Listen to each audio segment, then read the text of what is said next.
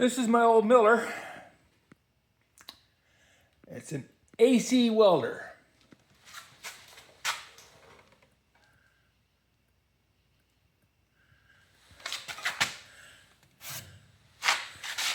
AC arc welder.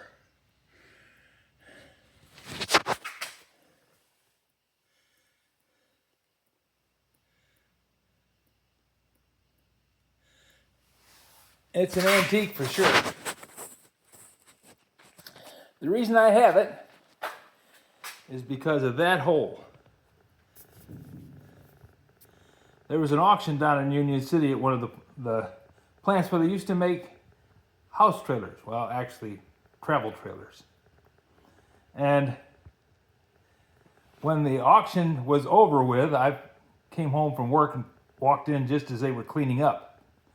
And there, sitting on a pile of junk, was this big box, painted yellow. I don't know if that was a Miller color or what, but it was painted yellow. And it looked kind of sad.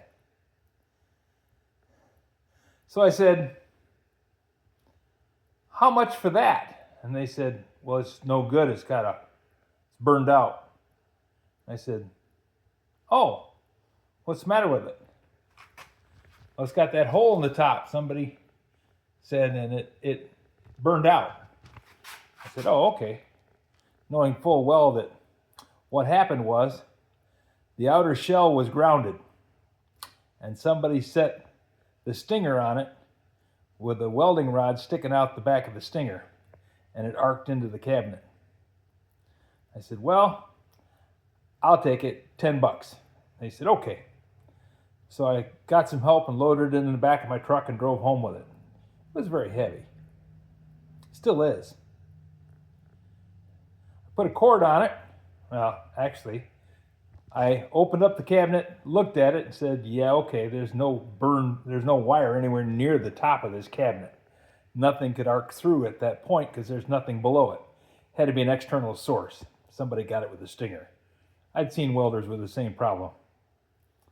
So I checked out the wiring. The wiring looked okay. Everything looked fine. I took the air compressor and blew the dust out of it and got it cleaned up and repaired a break in that panel where all the plugs are mounted, and said, "There we go." So I had a 200 amp welder for $10. It didn't have any cords. It did have the two plugs. It had the ground plug, which goes in there, and that's broken because it fell on that ground lug and punched that on back into the cabinet. So I repaired that and replaced it. Both plugs are in pretty sad shape, but they make connection and they go in there and they stay. So that works fine. I put a 20-foot ground cord on it because that's what I had, and about a 15-foot stinger.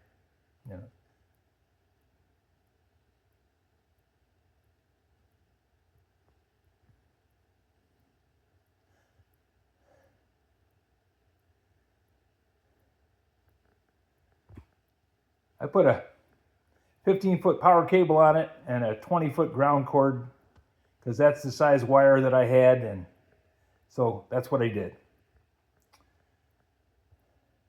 It's worked now for me. Well, I got it about, let's see, 1998. No, it was before that, about 1996. I got it about 1996, and it's been running fine for me ever since. So I'm going to change the cord to match the 4-prong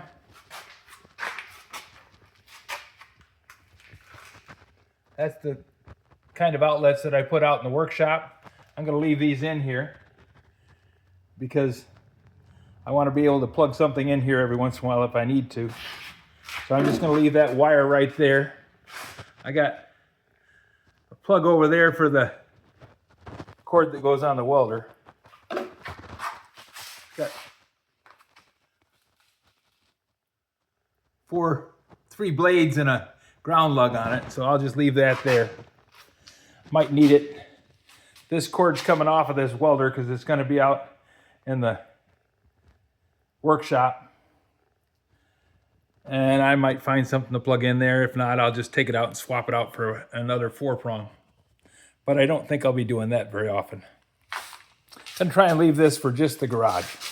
I'm going to take the compressor out and take out the planer. I'm going to leave the shelves. And there might be a few things in here for working on the car. That just makes sense. Leave them where you can get to them. Do what you want to do. So, that's the plan.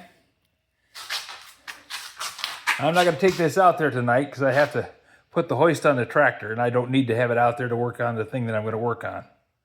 I just have to cut off a length of cord and strip it out and hook the plug on the end of it and then get ready to hook it into this box. Probably sometime Wednesday. Tomorrow's Tuesday. I don't think I'll get to it till Wednesday. Wednesday I got a day off. Try and have one day a week that I don't have anything planned for.